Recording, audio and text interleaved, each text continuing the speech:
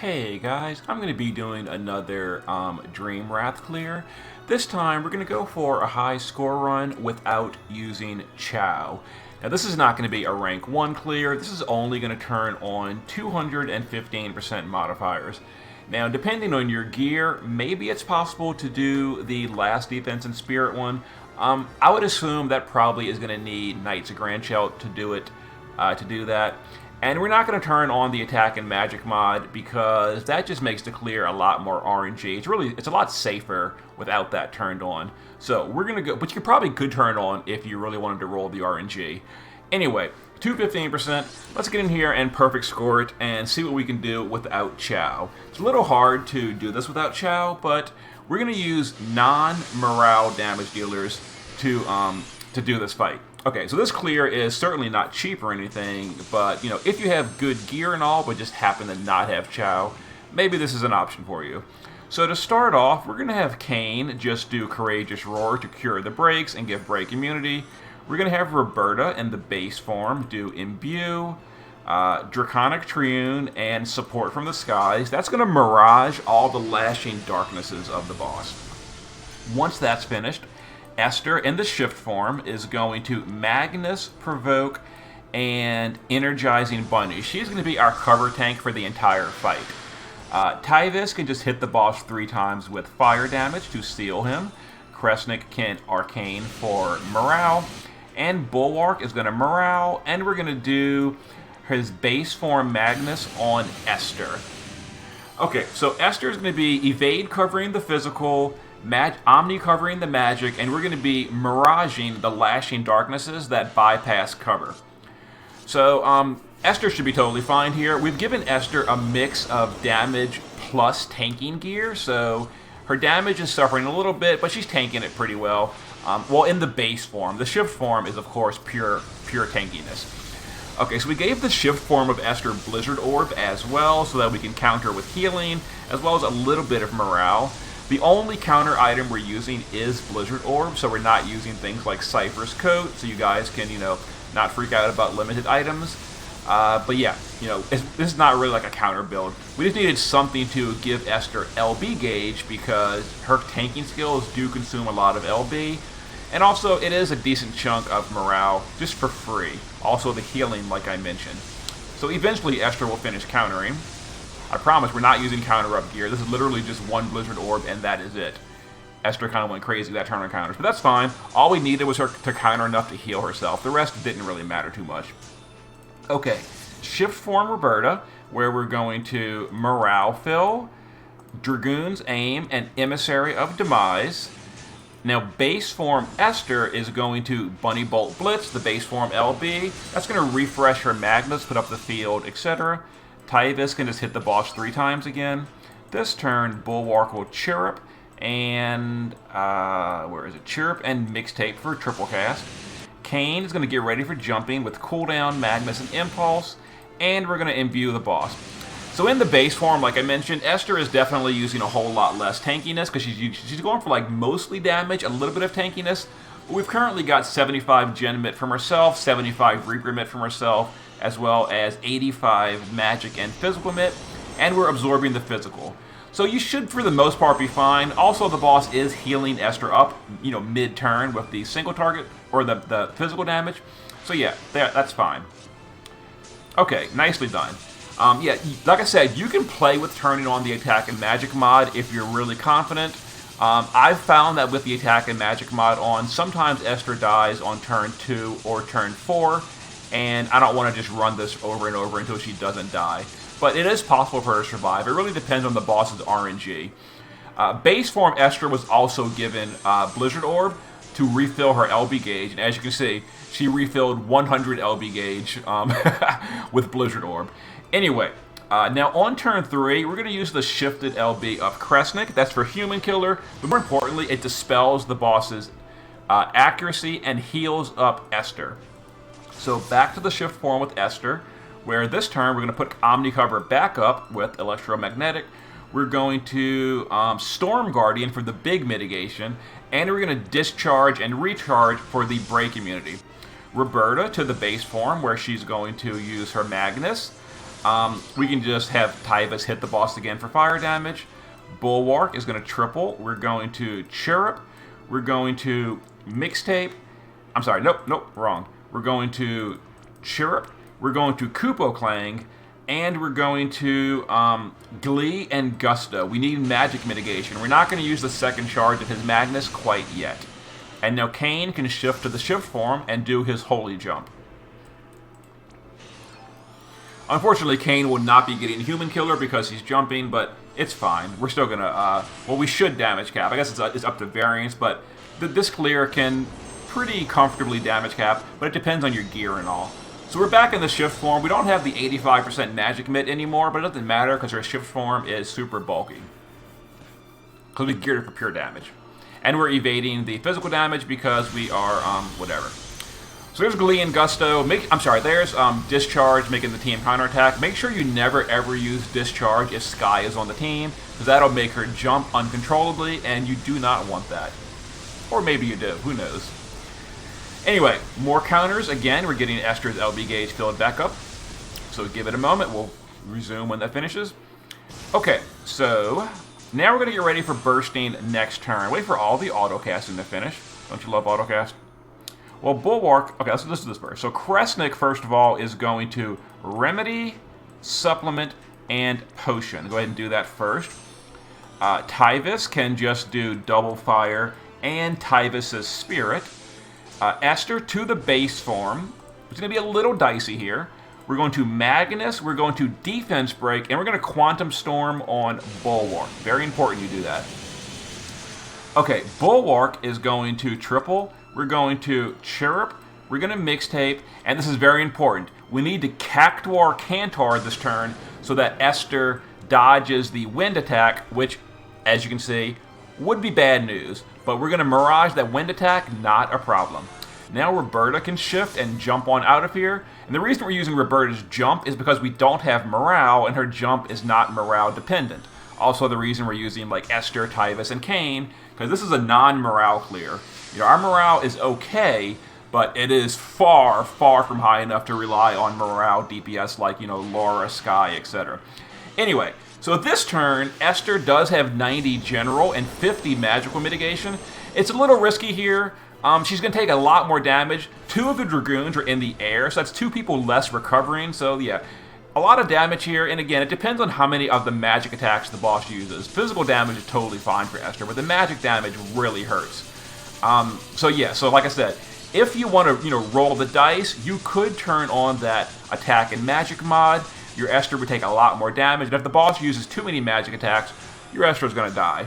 It's a whole lot safer leaving it off, but it really is up to you how willing you are to deal with the, you know, RNG of the boss. But leaving it off is almost no RNG. She should always survive. Anyway, we're going to SLB Tyvus, we're going to base form LB Esther, and we're going to shift Bulwark.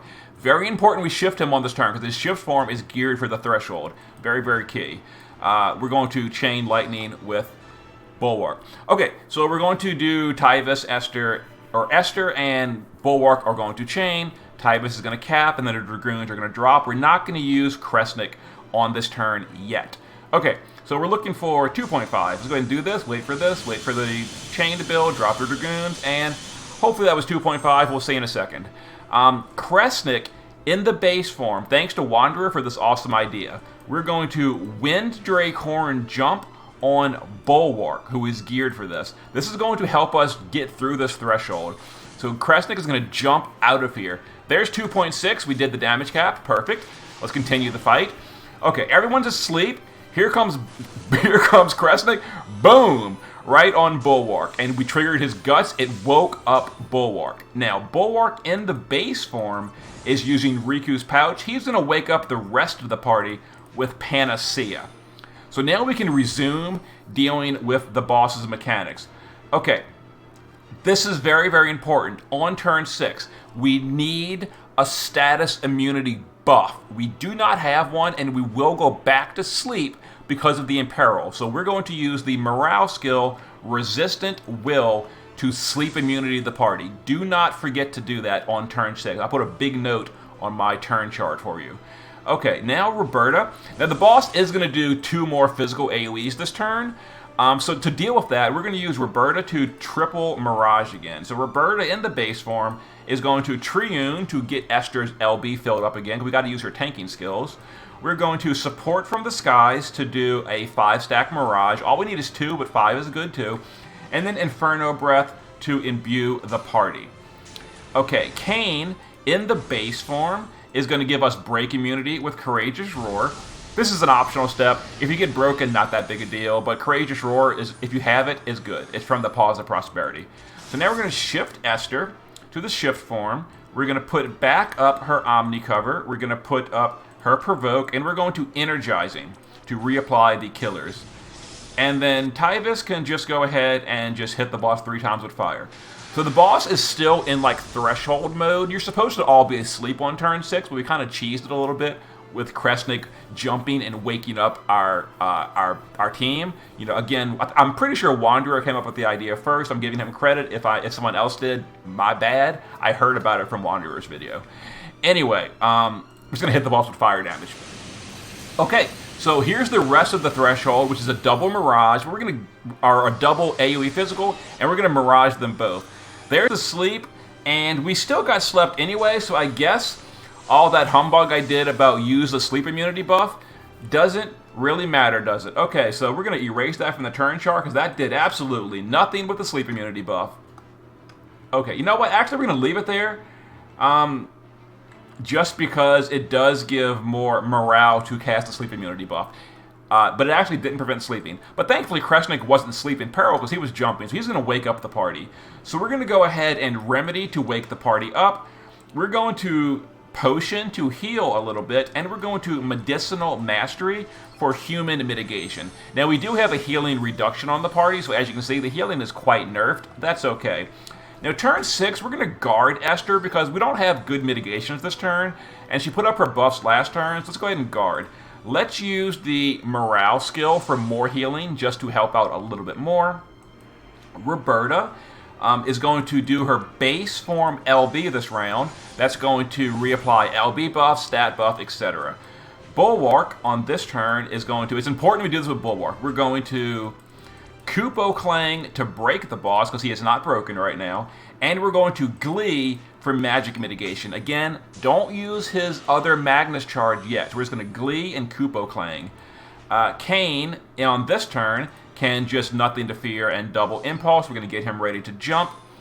And then Tyvis can, again, just hit the boss 3 times with fire to seal him and for a little bit of morale gain. Okay. So here's some single target stuff. Now, if the boss goes crazy with Soul Reap, it could be painful on Esther. Flesh Reap never deals damage, 1 damage a pop, not a problem. Soul Reap is going to be the painful one. He didn't do any Soul Reaps at all, but we were guarding Esther, and she'd be totally fine. As you can see, she's taking like 100 damage from the normal attacks, or the hybrid damage. The physical damage, or the magic damage, wouldn't be that bad at all. Okay, so some counters. Again, the healing is nerfed thanks to the 90% healing reduction, but that's okay. Anyway, now we're going to use Bulwark, finally, on turn 8 to put up his other charge of Magnus. So we're going to Chirrup for morale, we're going to Mixtape for triple, and we're going to use Jaunty Jubilee on Esther. That is also going to top Esther back off to full health because the healing reduction is down this turn. Let's see. Kane is going to jump this turn, so we're going to shift and jump Kane. Not quite yet, though.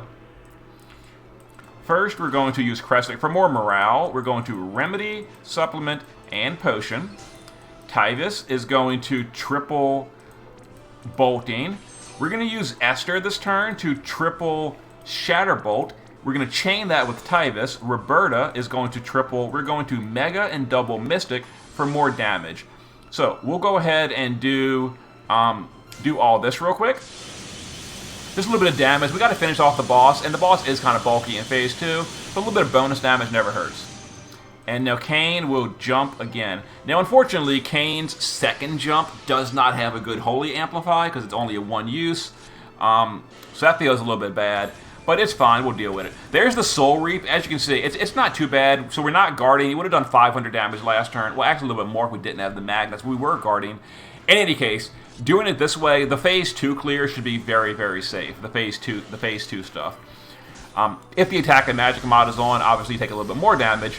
But again, you should be very, very fine. The only turns that are really dangerous with the attack and magic mod are turns 2 and 4. Those turns can absolutely wreck your Esther with the magic mod on if the boss does too many magic attacks at the same turn.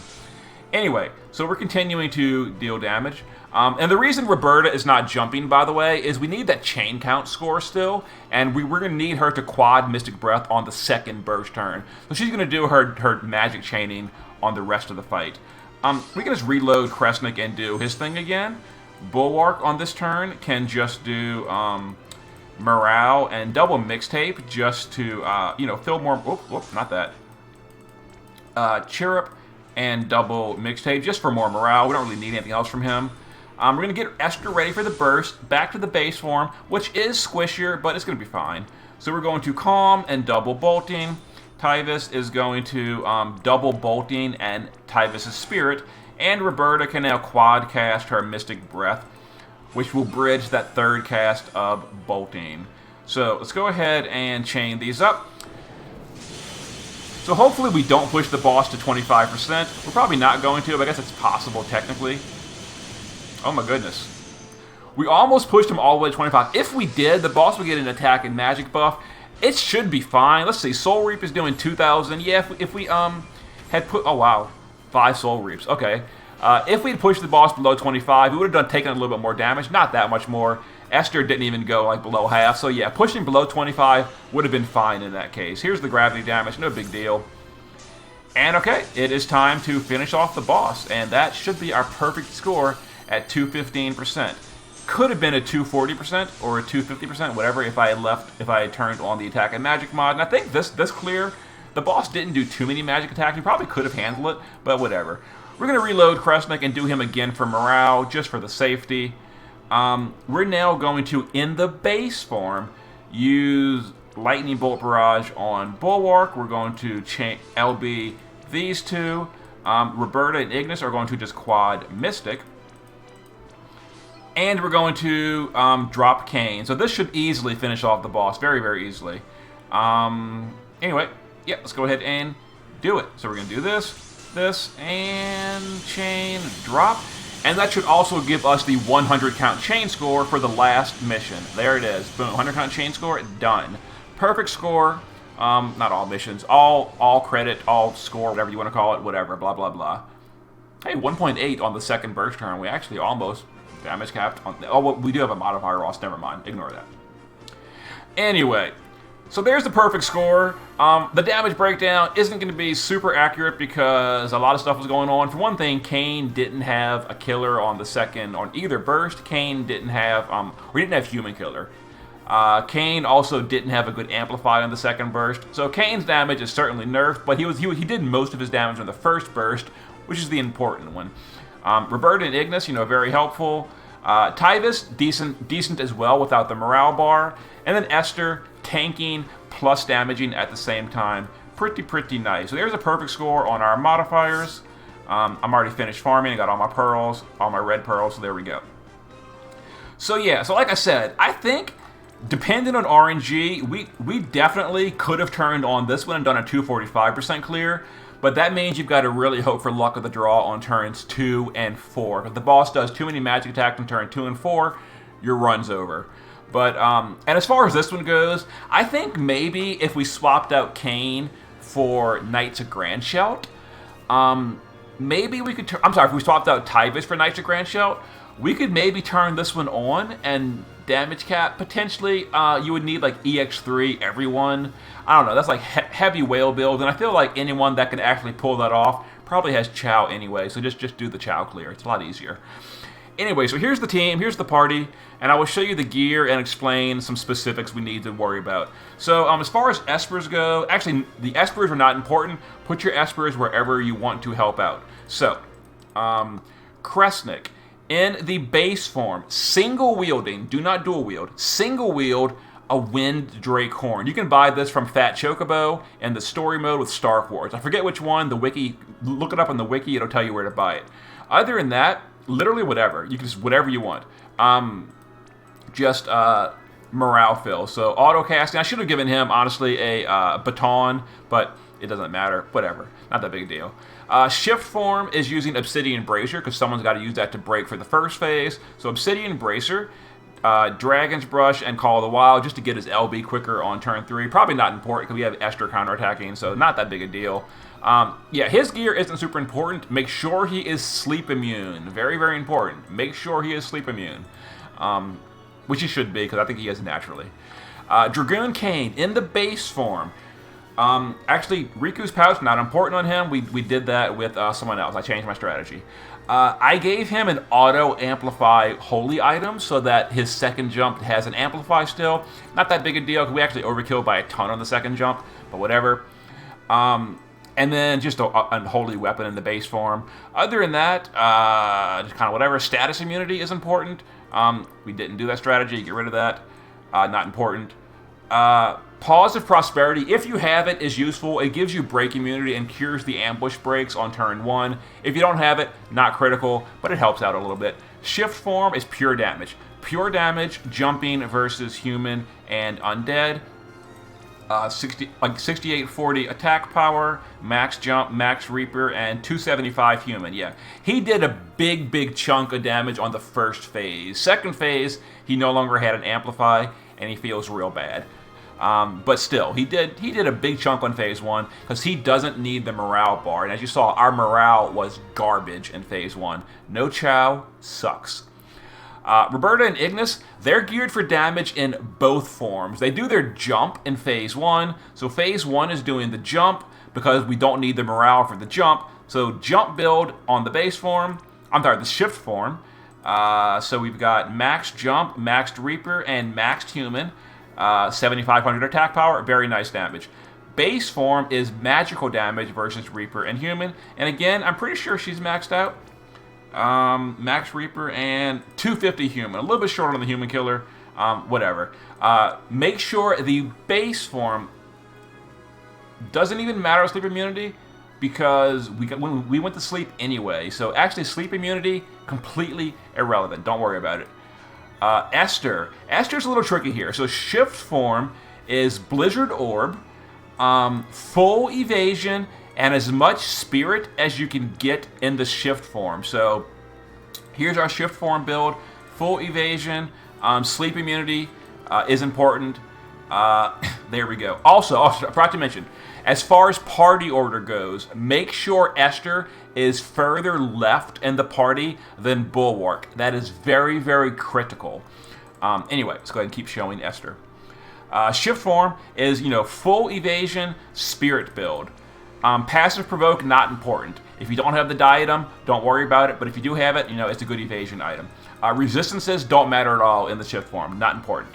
Base form also needs the Blizzard Orb. That's so that we can refill her LB after she does her power-ups. We need her to counter with LB fill. Other than that, this is like a balancing act. You want to balance some damage with some bulk. Enough bulk to survive. If you're Esther, if you want to turn on that attack and magic modifier, you might want to give the base form a little bit more bulk.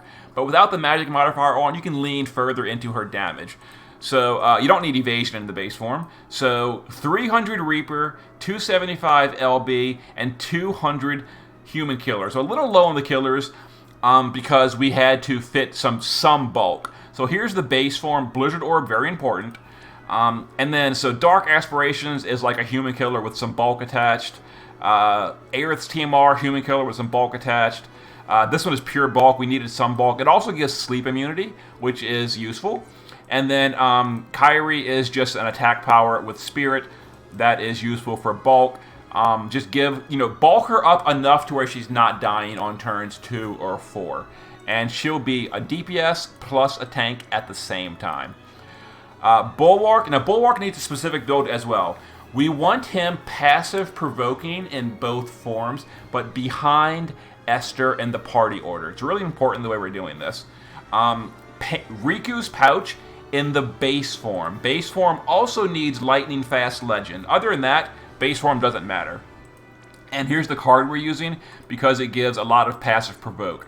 Evasion, not important. You don't need any evasion, just passive provoke. Shift form. Shift form's a little tricky to build. This is why it's going to be hard to pull off. You need passive provoke. You also need him to have 300% unbuffed wind and dark resist. Here's the key thing. He needs less than 150 fire resist. We have to have him vulnerable to fire. That way when Kresnik jumps with his fire weapon, or I'm sorry, his fire imbue, and lands on Bulwark, he does not immune the jump. We need him to get woken up. He also needs guts in the shift form. Notice we are not using his TMR or STMR. That's where his natural guts comes from, so we're getting it from the Midsummer Boater. So passive provoke, no evasion needed. Passive provoke, 150 wind and dark resist, and guts in the shift form. So that way he can wake up the party and then go back to the base form, and then, or he can get woken up with the jump, then go back to the base form, and then a Riku's pouch. And then Tyvis is just pure damage. Pure damage, nothing special here. No survival needed. No resist needed. Nothing. Literal pure damage. Sephiroth's card for the undead killer. Tyvis' spirit. Double hand, etc. So we've got 275 LB, 275 Reaper, and maxed out human. Okay. So there was my clear. Now I do realize. People without Chow have also posted like higher clear video. I think Wanderer did one with Riser that doesn't use Chow and scored higher than this one. But this is just an option. This is not like not the best no Chow clear. It's just a version of a no Chow clear that has some modifiers turned on, most of them in fact. And we could have done them all except one, I think. I'm pretty sure if I felt like rolling variants or rolling RNG, I could have turned on that magic mod as well. But anyway, here you go. Hope it was informative or at the very least entertaining. See you next time.